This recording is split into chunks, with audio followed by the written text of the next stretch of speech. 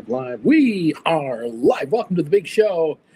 Hi, everybody. How you doing? It's Bruce here with Traveling with Bruce. Welcome to TWB. Let me quickly make a little change on the top corner of my screen. There it is. My TWB logo. How you doing, everybody? Welcome to the show for Monday, June the 2nd, 2025. It's June, and Jennifer and I are now back in Calgary, Alberta, Canada, safe and sound. All is well, and we're glad to be with you. Nice to see you here today. Great to be back on the air, and still kind of slight adjustments here and there, but all in all, we're settling in back here at home. Took a little longer than normal to get home this time from Palm Springs area. Normally, we would grab a flight on WestJet Airlines from Palm Springs direct to Calgary, 3 hours, 10 minutes maybe. You clear Canada Customs, get your bag, you're out of the airport 40 minutes later maybe, and 5 hour, maybe 5 hours, maybe it's a 7 hour day, because you got to remember, in this modern world of ours, with all these modern advancements, you got to get to the airport 2 hours before your flight time. Freaking ridiculous. You got to clear all the security. You got to get on the plane. You got to get off the plane.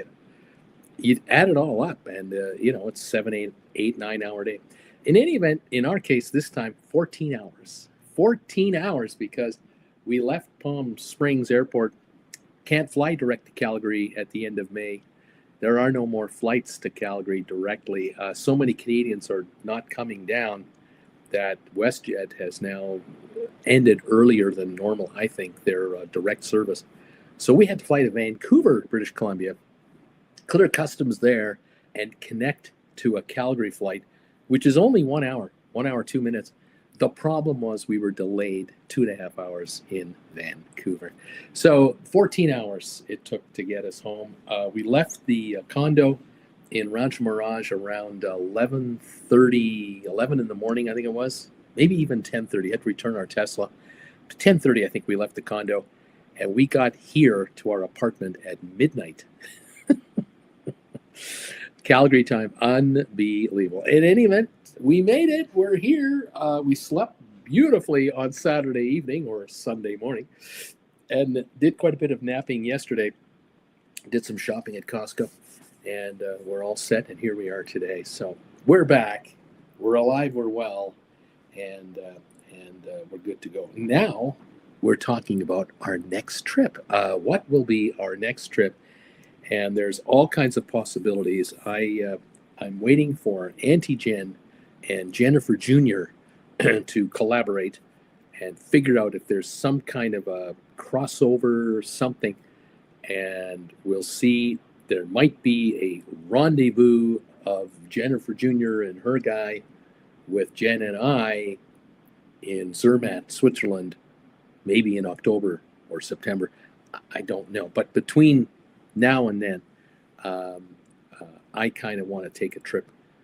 I'm looking to take a trip to Japan and Singapore, but I have to figure out the timing and the logistics, and then with Jennifer and all that, I don't know. So when I know, you'll know, and we'll figure it out. Is there a cruise in our future? Maybe. There might be a cruise in Europe for Jennifer and I. Nothing nailed down yet, but we're going to know. I think I'm going to know in about 3 days if there's any kind of a European thing happening in the summer that might include a cruise. I just don't know what. I've mentioned a riverboat cruise a few times.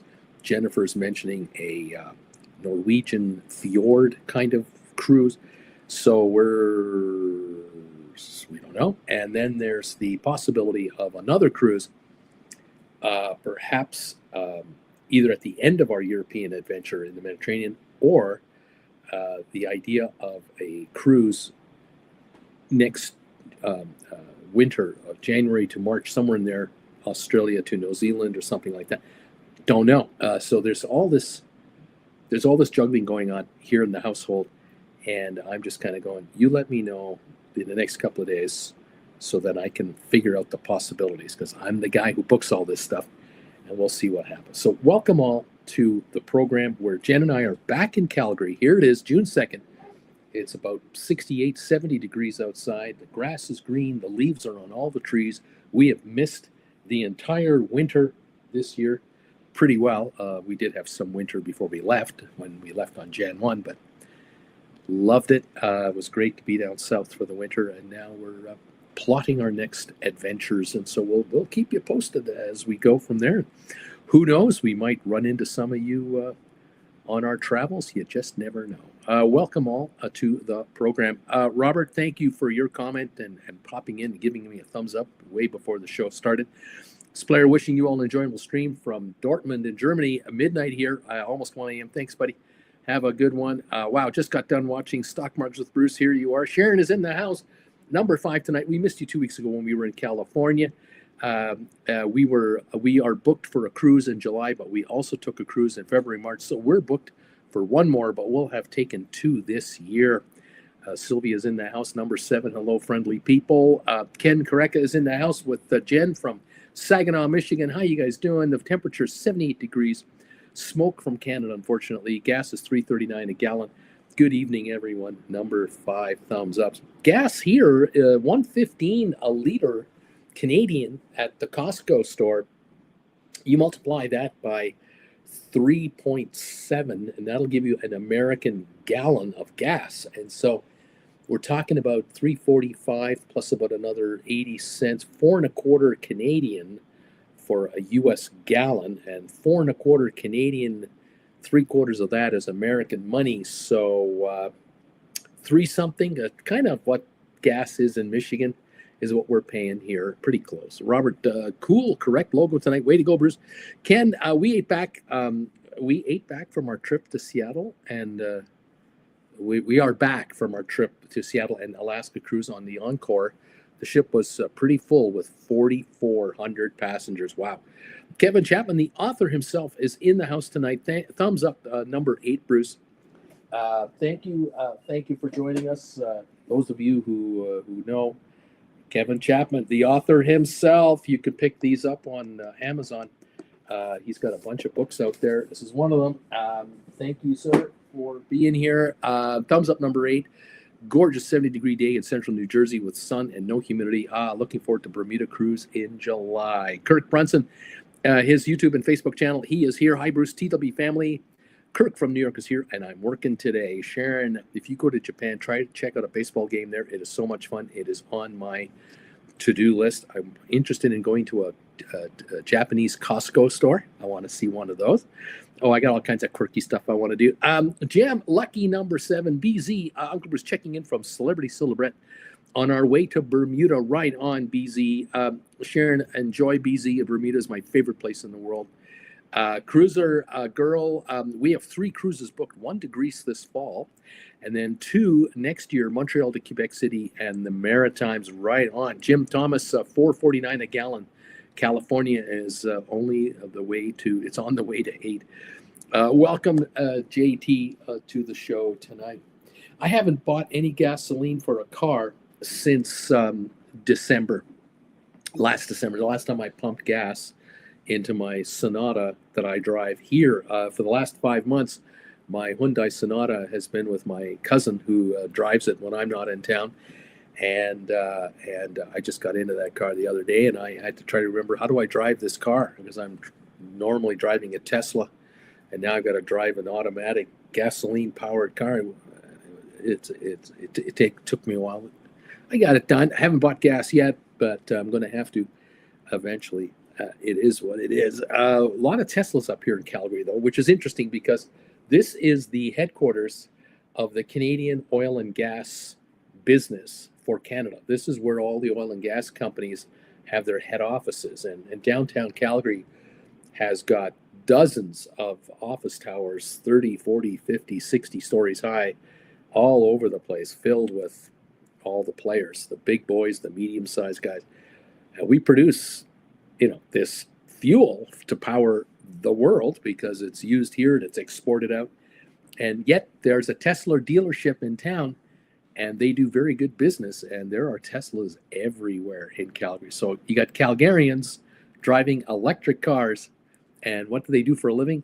They find oil and gas. So go figure it. It's not lost on anyone, the irony. In any event, we're all good. News from the cruise world. I have some for you today, a few stories. I have a little bit of nostalgia for you, a little of this, a little of that. First bit of news for you today is coming out of Juno, Alaska. The folks in Juno, Alaska are doing, and the state of Alaska in general, they're doing exactly what everybody else is doing around the world when it comes to the future of cruise ship travel. The bad news for cruisers is the fact that all of the jurisdictions where cruise ships go to visit are now figuring out they can charge money to cruise lines, way more money than they ever thought possible. And instead of trying to live off of the economic expenditures of the passengers who come onto our island or come into our town, or in Alaska, they come into Juno for the 5-6 hours they're here. Instead of trying to get money out of them in 4, 5, 6 hours, we can guarantee ourselves a set amount of money on every ship that comes up here, because we can charge what's called a head tax. We can charge a head tax. And this is millions of dollars. These are because the ships are getting bigger and bigger, and there are more people on them, and they're lifting the charges. In the case of Juno, next year they're going to charge a head tax. But up until now, right, including this year, a cruise ship comes in to use the Juno port area, the port in Juno, the one that is owned by the city and the state. They're paying how long the ship is and how many tons the ship is. It's the size of the ship. That's what you pay for a port fee. The other docks, the ports in Juno, there are a couple that are run privately. These are privately operated. Good old America allows private enterprise to do this. These guys have been charging a head fee to these cruise lines. And so the cheaper downtown Juno, owned by Juno Pier, is now joining everybody else and jacking up the cost. And so starting next year, all ships going into Juno will now be charged a head fee for every person coming in. And this will just be added automatically to your ticket. The problem is that if you have a 7-day cruise and you have 3 or 4 stops, you might find in the next 2 to 3 years, just Alaska, you might find $100 to $200 added to your cruise fare for these charges of 30, 40, 50 bucks a port.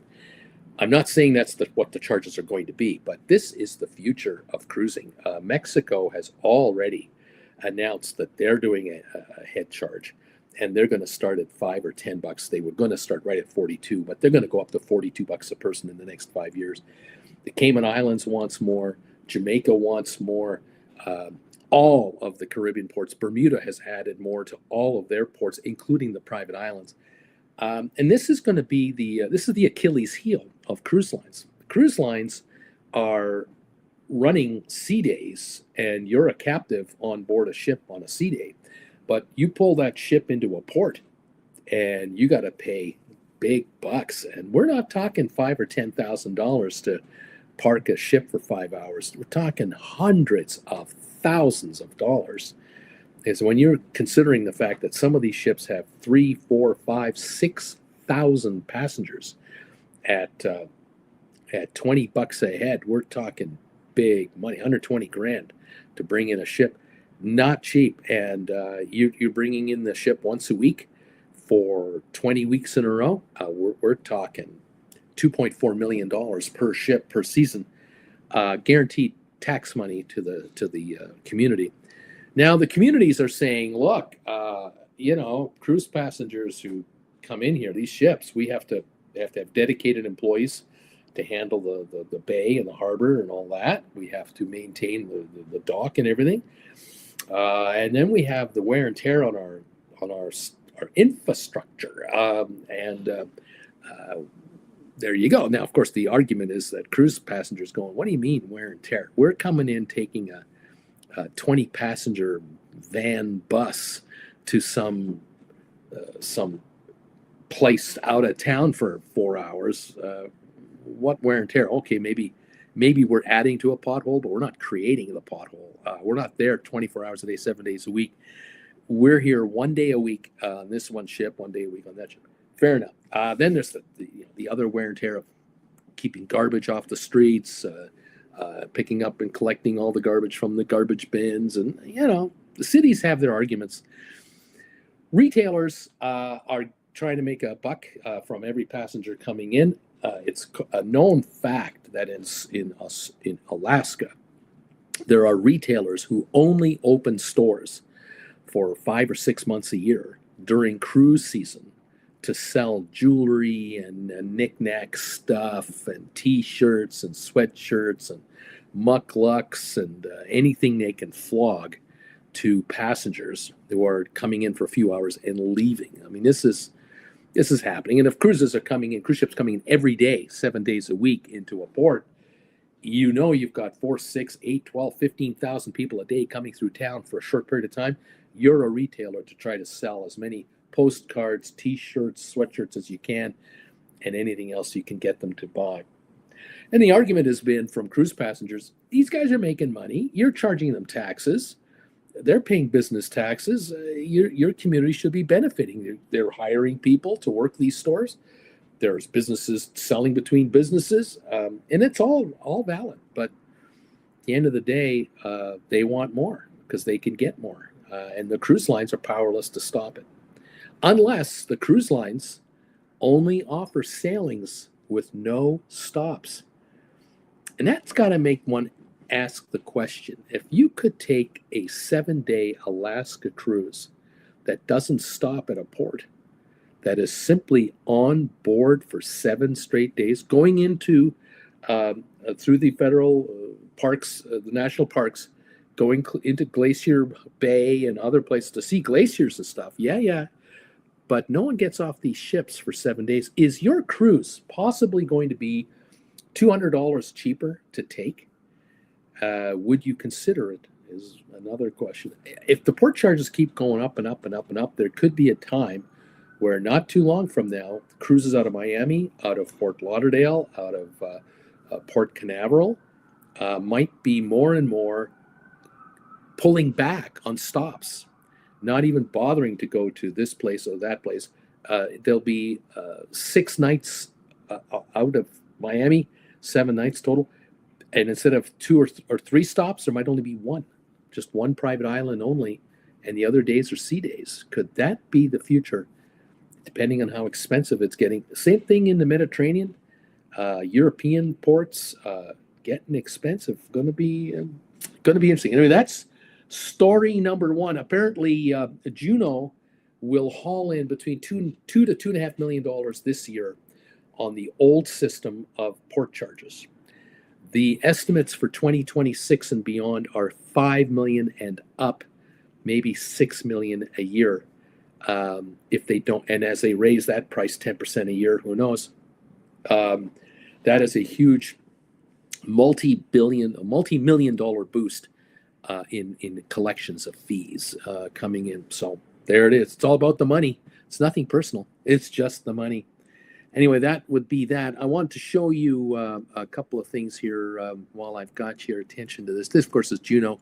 That's an aerial shot there. Those of you who have been there, you've seen the tram here.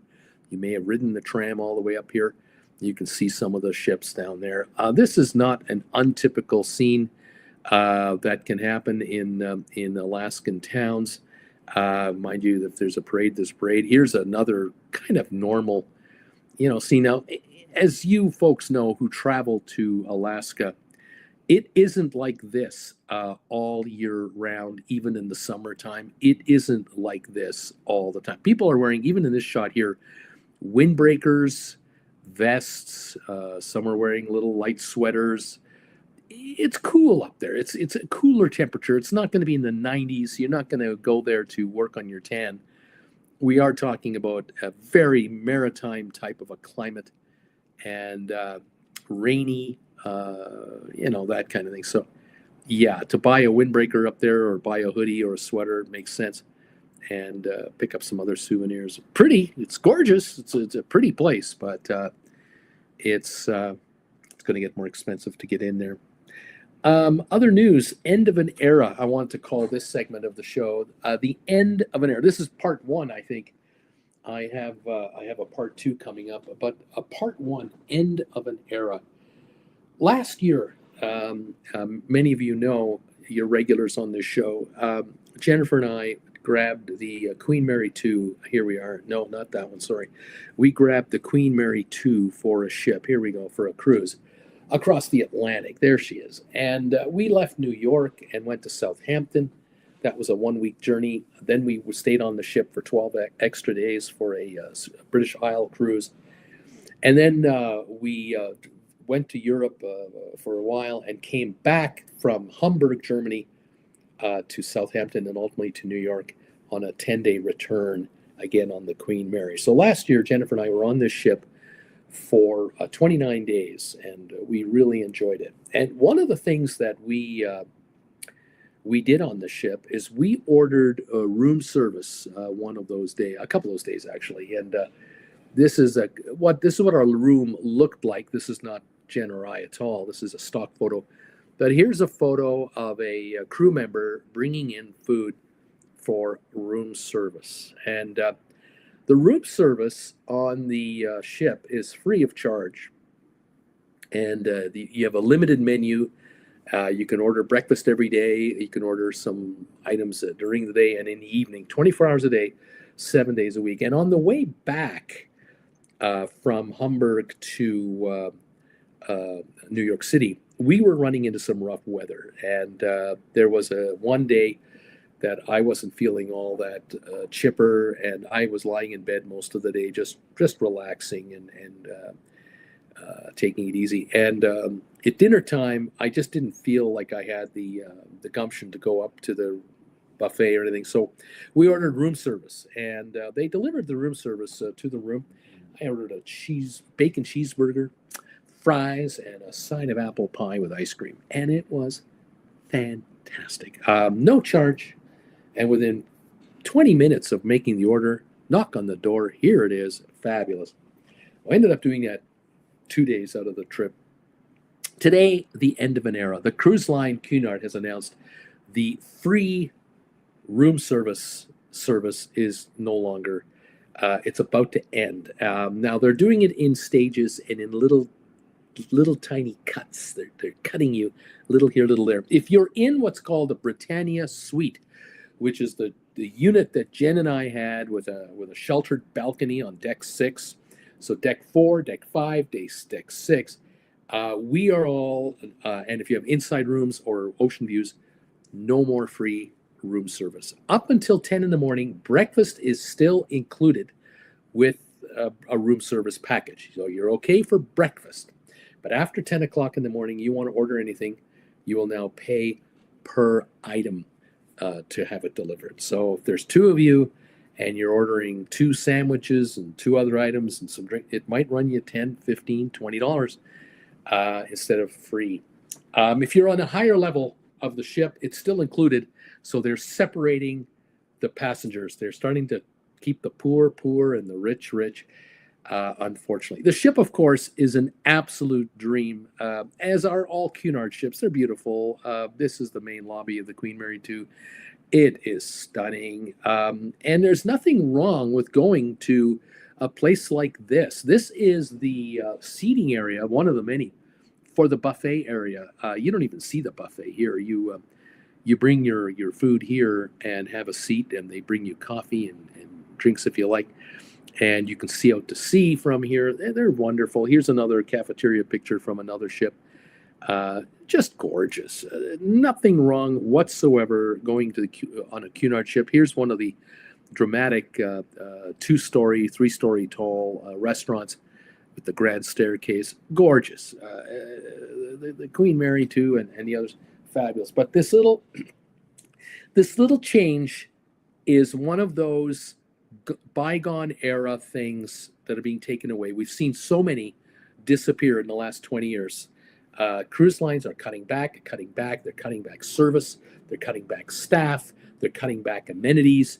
And if you want that old style, old school cruising that you remembered as a child or you remember your parents talking about, now you pay. There are very few cruise lines left that offer free room service, and they are now the 6-star cruise lines. They're up there. Cunard was one of the last in that 5.5-star area that gave you room service as an automatic. And it's too bad because the service was not being abused by passengers. I will tell you, the food on board the Queen Mary 2 was wonderful. The service was great. The buffet is great. The other restaurants are great. The pub is fine. The main dining room.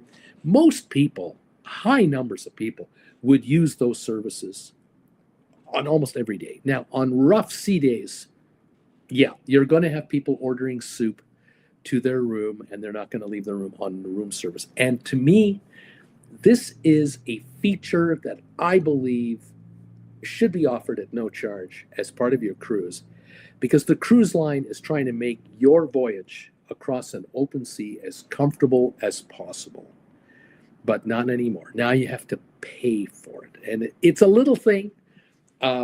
Every passenger will be able to afford it. It's not going to break the bank, but it's now another little knife that's being twisted in the back, where the cruises just aren't the same anymore. And I lament those days, and I feel sorry for passengers in a couple of years from now who will never be able to experience anything like it used to be.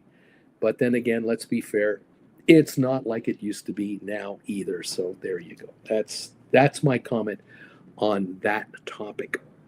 Another little story I have for you that I'll talk to you about today. It has to do with this ship right here. A story came out, I think came out today or yesterday. The Costa Favolosa. This, of course, is the Carnival-run Costa Cruise Line. By the way, Carnival owns Cunard, so don't be surprised at the cutback there.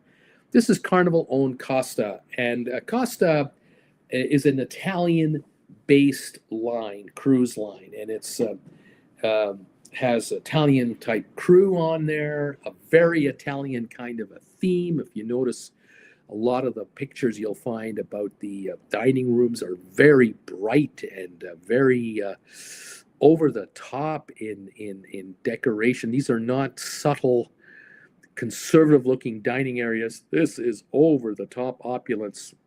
This is Italy at its finest. Great food, I'm sure, great service, not a problem. But that is not the story I want to talk to you about. I want to talk to you about a story about the Costa line was sailing to the UK. They started a cruise from Hamburg, 7-day cruise. And I believe it visited Edinburgh, but more importantly, at the top of this map where you see those red-colored islands just south of the Faroe Islands, those are the Shetland Islands. And if I zoom in on this photo here, you'll see the Shetland Islands are just off the coast of Scotland. There's the Orkney Islands, then the Shetland Islands, and there's a village called Lerwick. And cruise ships come into Lerwick from time to time. They come in and spend a day to visit Lerwick.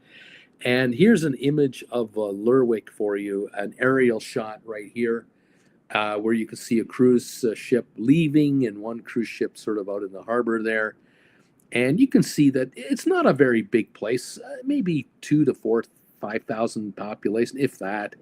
A lovely place to come up and visit. Here's another shot here of a ship in harbor here on the pier, and you could see a little road into the town and the village, and a lot of folks love to get off the ship and walk into town. It's a beautiful place. Now, there's tours operated here. You can organize a day trip bus ride and see various sites in the area and all of that. And I'm setting you up because I wanted to set this up right now. This is not a shot of Lerwick, but this is not an uncommon scene if you are traveling on a cruise ship to Scotland anywhere.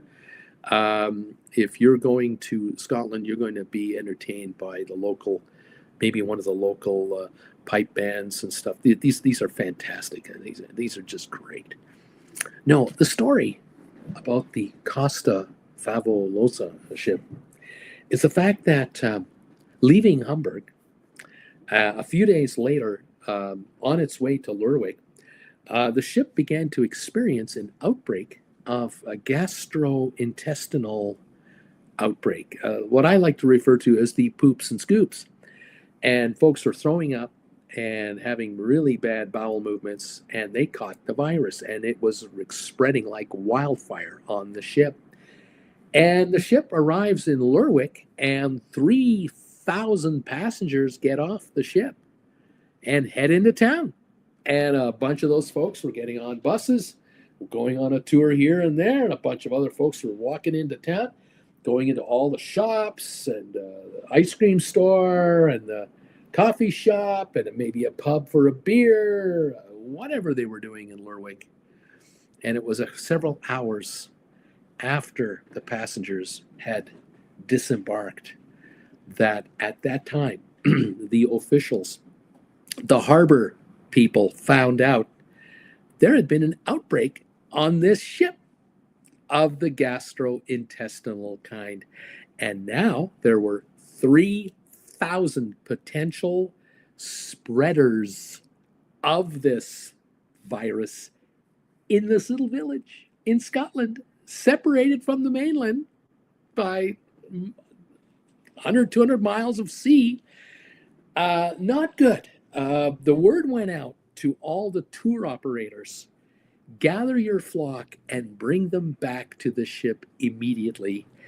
And some of the tour operators were commenting to to their bosses and head managers, yeah, I got 2 passengers throwing up in the back of the bus. They're not feeling too well. Something's going on here. So they were immediately scooped up and brought back. Unfortunately, the damage was done. How many of the village's population, at the moment they came onto the shore and permeated downtown and whatnot, and even all day long, all the villagers who normally would come into businesses, they touch a door handle that was touched by a cruise passenger that has the virus. We're talking about the folks in Lerwick possibly having an outbreak problem of their own. Now think about the next ship coming into town. What are you going to do if the next ship coming in doesn't have the virus, but Lerwick has an increased case of gastrointestinal viruses around town? Should you allow passengers off your ship into Lerwick right now? Total crap show, complete garbage. The Favolosa ship can hold 4,000 passengers with crew. That's 5,500 people. How many people were infected by the passengers? And many of the passengers who were infectious could spread the virus, weren't feeling ill themselves, because as many of you understand, this gastrointestinal thingy can take 4 or 5 days to show up. And you might have the virus, but you feel fine. You're not throwing up. You're not having problems on your bowel movements. All is well until it hits you. And that might be even after your cruise is over. When you go home, you don't feel well for a week. Yeah, well, guess what you brought home? You brought home a souvenir. I tell you, this story, it just makes my head spin. I just kind of go, oh my God, they didn't even tell the harbor master. They didn't reveal to the harbor authority that they had these viruses on board their ship. They shouldn't have been allowed to drop a single person. But you know what happens? If you don't allow a single passenger off a ship, and you've got 2,000 of them on tours and on some excursions, you're talking about a lot of money that you're missing out on. You've collected the money from these people to send them on these excursions. Commissions, we're talking dollars here. The almighty dollar stepped in. Unbelievable. It just blows my mind. Anyway, that's my second story of the day. Third story of the day. So the first story was about Juno, Alaska. The second story is about room service being ended on Cunard, which is really a shame. And now Costa's little debacle. I have no idea what's going to happen next year on this show. I have no idea. And now I have one more story for you. Thank you again. Before I get to the last story, thank you so much for being here with me today, joining us. Appreciate you all, as always. Thank you for your support of this channel. Double D is here going, hey, Sharon, I read that Royal Caribbean is developing a new class of ships that's smaller than what they built in recent years. Ms. M says, hello, all. Number 15 thumbs up today. Sharon, the cruise ship industry should campaign to repeal the Jones Act and have weekend cruises to nowhere again. I'd love to spend 3-4 nights on one of the new luxury megaships. No need for a port. I hear you. Welsh, are there enough lifeboats on these cruise ships? Oh, more than enough. Sharon, I personally wouldn't schlep all the way west for an Alaska cruise if I couldn't get off the ship for a week. I'd want to be on. Personally, having lived in Canada and lived in British Columbia, to me, a small town surrounded by pine trees and mountains is a normal thing. I get that. For those who've never been around anything like that, it's unique, it's amazing, and it is photogenic. And so there you go. But my thinking is down the road, it might be that maybe Carnival will offer a cruise out of Seattle. That's a 6-8 day cruise with no stops, just stops to see glaciers and then come back.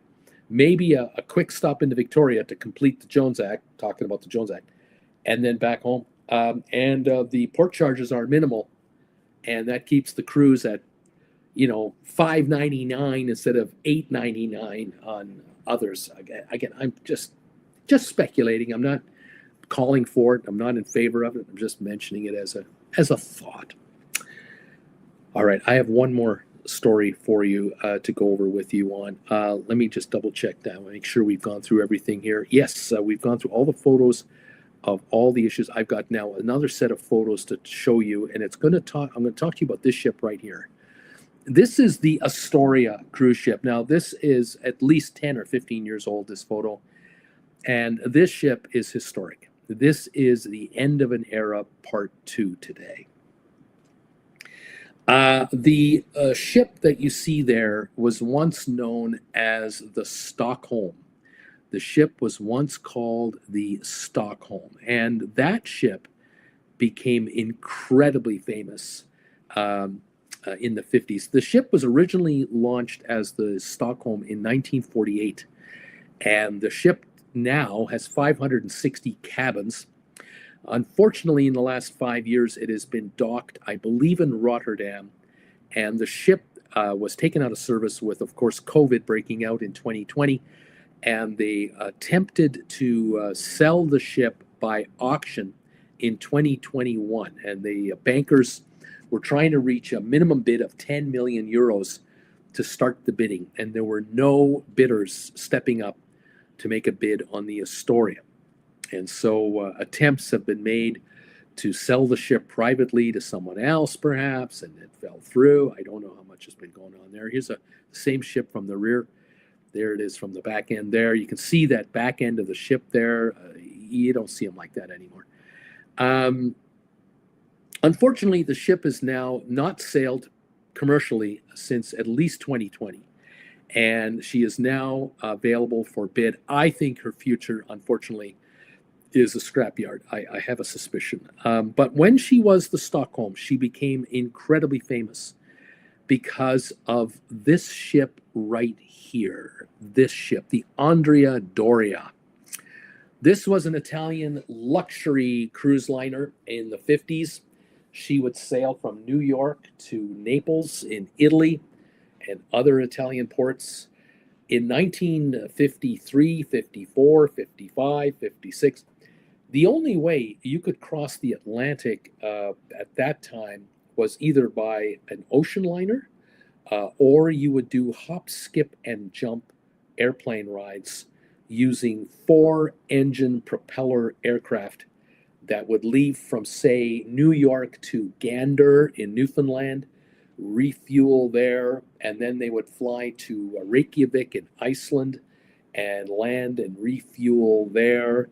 and then they would fly into London. And if they went beyond that, they would refuel in England and then fly into Europe. If you wanted to go from New York to Naples, Italy, or to Rome, you would take this kind of a vessel right here. Absolute luxury liner, top of the line ocean liner with top of the line service. In 1956, unfortunately, the Andrea Doria was approaching the U.S. coastline near Nantucket, and she was in heavy, heavy fog on her last day of her voyage to the final resting place, her final port. And she was crawling along, and unfortunately, the Stockholm was going the opposite direction in the same heavy fog, and the two ships screwed up their radar detection and their ability to pass each other safely. And at the end of it all, the Stockholm rammed into the side of the Andrea Doria. And this is what the Stockholm looked like when she was extracted from the Andrea Doria. Her front end was completely crushed in, but the ship did not sink. Incredibly, did not sink. The Stockholm became world famous. Unfortunately for the Andrea Doria, this was her fate. She was hit underneath that front third area there, under the waterline, and she slowly but surely began to sink. There were fatalities.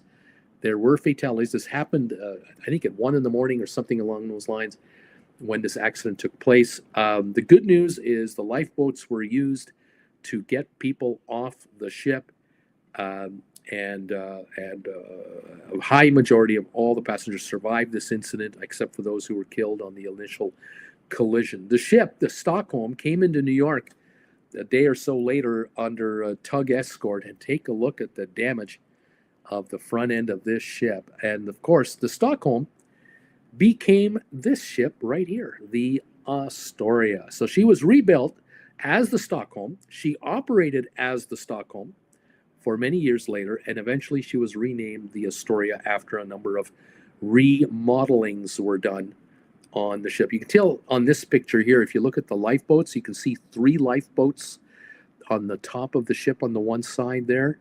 And if you look at the picture here, there are 4 lifeboats on this side, and there is an upper deck up there that didn't exist before. Here's another of those older pictures.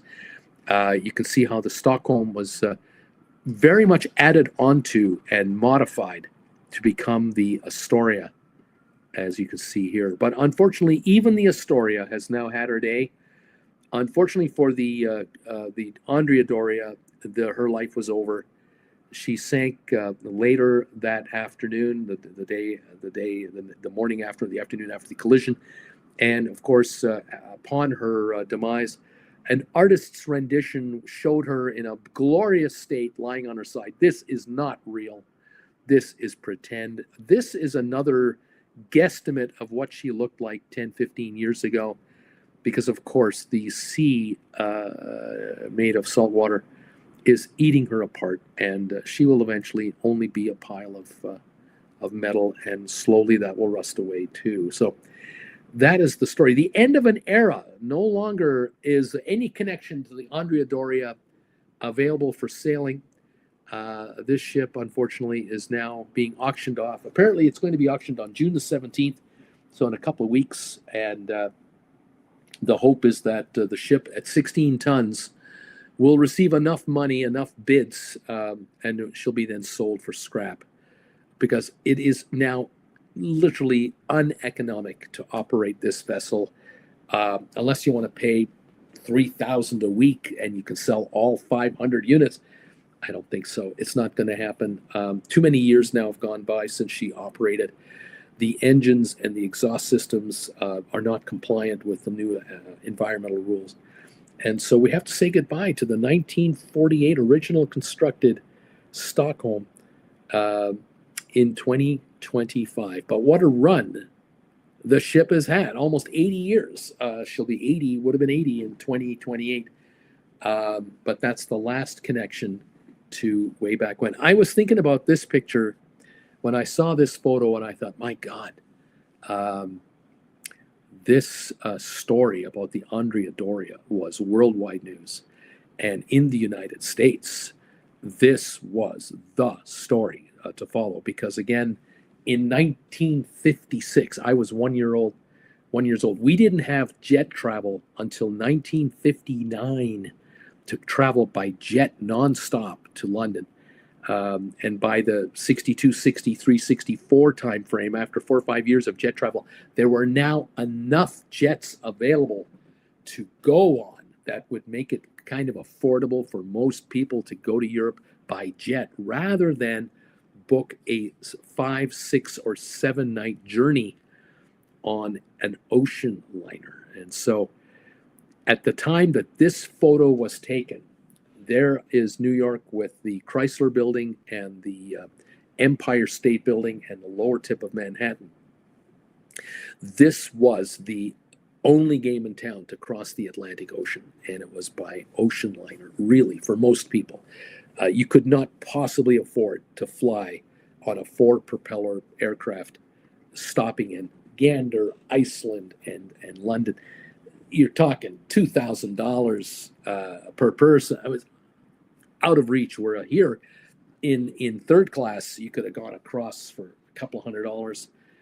In first class, maybe $400 or $500, maybe $700 in style. Unfortunately for Andrea Doria passengers, the bad news is the ship sank. The good news is 30 or so, I think 30 people died, but the rest were fine. And the ship, although lost, did survive long enough to let everyone get off.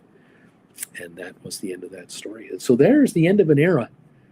Part 2 today. I hope you didn't mind today's show. That's what took place. Thank you all for joining us today. There's a song about the Andrea Doria. I don't know who sings the song though. I don't know either. That ship was legendary. I remember in the 70s and the 80s, diving technology was such that you could now dive to the ship. But the problem was that it was deteriorating at such a rate, because it'd been over 20 years under the surface, that the Coast Guard was warning people, don't even bother trying to go down to this ship. It's been pilfered. All kinds of stuff has been lifted off the ship. The bell and the dishes and all kinds of stuff has been taken off the ship. It's now scrap. It's just scrap down there. But for a while, she held a bit of a lore. That was the end of an era. Within 5 years and within 10 years of the Andrea Doria sinking to the bottom, transatlantic ocean services almost ceased completely. By 69, it was over, because then the Queen Elizabeth, the Queen Mary, the first iteration, they ceased operating transatlantic services. Because by 1969, 10 years after the 4-engine 707, and now the introduction of the 747 aircraft, ocean liners were done for. And we began to see in the 70s discount transatlantic airfares, where you could fly round trip for $299, $399, $499. And only one ocean liner is left today, and that is the Queen Mary 2. And that is a return to another era. However, as I said earlier, bit by bit, they're taking that away as well, now with room service. But yeah, you can cross the Atlantic on the Queen Mary 2 for under $1,000 on a balcony with meals. That's a hell of a deal for a 7-night cruise. If you can do a cabin with 2 people for $2,000 in total, 7 nights with meals and on the ship, I think that's an excellent bargain. But you have to be able to accept the possibility that the waves across the North Atlantic might be a bit rough for you. Although the ship is designed to handle big waves, you have to buy into that. For some people, it's too much, and I get it. For Jen and I, going across to Southampton, we were on glass. The water was like glass. We couldn't believe it. Coming back, it was the North Atlantic, and it was a bit rougher, but not impossible. And really, for only about a day or so, I found it much easier to just stay in bed and lie flat and sleep. Because the rough weather like that, makes me very tired very quickly. And so I'll just rest and sleep. Pop a couple of Tylenol if I have a headache and go to sleep. But that's me. I don't know about you. There you go. I would highly recommend it, though, if you get the chance to get on the Queen Mary 2. I would take her for sure. Maybe a Scottish Isle cruise, worth your time. Thank you, everybody, for joining me today from wherever you are. Thank you again for those of you who are joining us and saying hi to me from wherever you are. Speaking of saying hi, Donnell is in the house. Hi, Bruce and all. Joining you late tonight. Sorry, I think Titanic 2 will have its maiden voyage next year. Hope history won't repeat itself. I think I'm number 24 on the thumbs up meter. Thank you, my friend. Nice to see you here. Always a pleasure to hear from you. Jennifer and I had the absolute pleasure to meet Donnell in person last year when we were in Cork, Ireland. Behind us there in the background is the Queen Mary 2. And Donnell and I and Jennifer got to enjoy a lovely meal together and enjoy our company. And he's wearing one pretty snazzy shirt there. I got to tell you that right now. The guy knows how to dress. Let me tell you that right now. Nice to have you here, buddy. Thank you for saying hi to us. And all of you. Sylvia, thank you for saying hi. She thinks this song was a ballad, this song about the Andrea Doria. The movie is The Perfect Storm. That's where the song comes from, apparently. Very interesting. Shawnee, that song about the Andrea Doria is by John Latham. Interesting song. Interesting trivia today. Thank you, everybody, for that. Well, there you go, kids. We're back in the big city of Calgary, and Jen and I have begun our casual discussions about where are we going next. And I have a trip in mind I'd like to do, but Jennifer has to tell me about a trip that she might want to do. And now the question is, can any of us be combined in a way? And I don't know. Stand by. Next Monday, I may have an update with additional news on our next travels. And we'll keep you posted on where we're going to be and when we're going to be, where we're going to be. And we might be able to see some of you out there. One never knows. Have a great rest of your week, everybody. Take care of yourselves. Make sure to hug someone you love a little longer the next time you see them. You never know when it's the last time. Thanks again for all of your kind words and support of this channel. Thank you for the thumbs ups again. Also, the poll question today. Thank you for answering that. We've had 29 votes so far. I asked a question here. I am booked for how many cruises for 2025-26? It looks like 38% of you answering said, I haven't booked any cruises for 25 or 26. 17% of you said, I've got one booked. 17% say, I've got two booked. 28% of you saying 3 or more booked already for 25 and 26. So here we go. We know this channel is filled with cruisers. And those of you watching during the week, thank you for giving this channel a thumbs up after you watch my rerun, helping the channel build its thumbs up following and getting a little more mention from YouTube. I do appreciate it. We'll keep you posted on our next series of vacations and trips and cruises and what have you. In the meantime, take good care of yourselves. Donnell, thank you so much. Donnell, hi. Sylvia, back. Hi back, Sylvia. All the friendly people here. Sharon, thanks, Bruce and Jen. Have a great week. All the best to all of you. And we'll see you next Monday for the latest cruise ship and travel news and whatever else is going on. All the best. We'll see you next time. Robert, take care, buddy. Thank you for everything. We'll see you later, everybody. Bye for now.